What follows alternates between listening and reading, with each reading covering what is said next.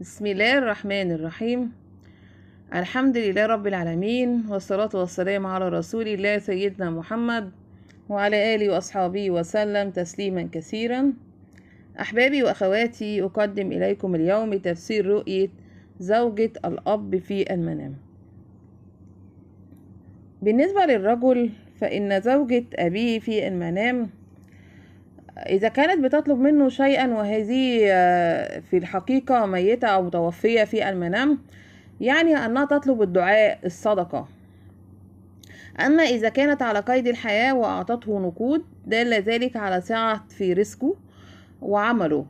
وإن أهدته خاتم في الحلم، دل على زواجه قريبا إذا كان أعزب. وإن الزوجة ستكون من جهة زوجة الأب.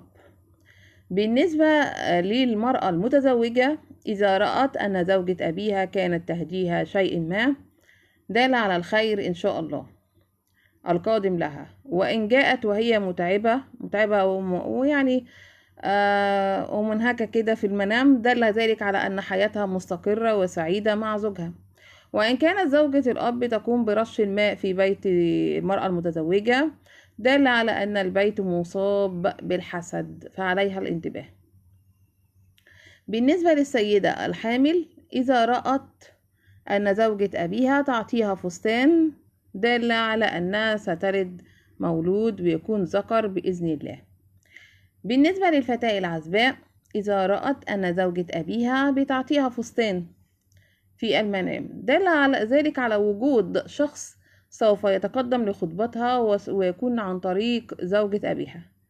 وإن كانت زوجة أبيها تضربها بشدة في الحلم، دل ذلك على مشاكل سوف تحدث بينها وبين زوجة أبيها.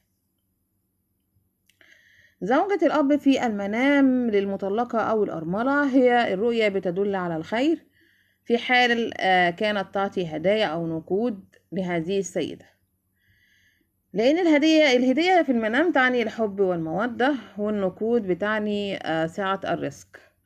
أحبابي وأخواتي، أتمنى أن يكون التفسير قد نال إعجابكم. لمتابعتي الدائمة بقناتي فسر حلمك مع علا، اشترك في القناة، فعل زر الجرس، اختار الكل، والضغط على زر اللايك ليصلكم كل جديد. تحياتي لكم جميعا.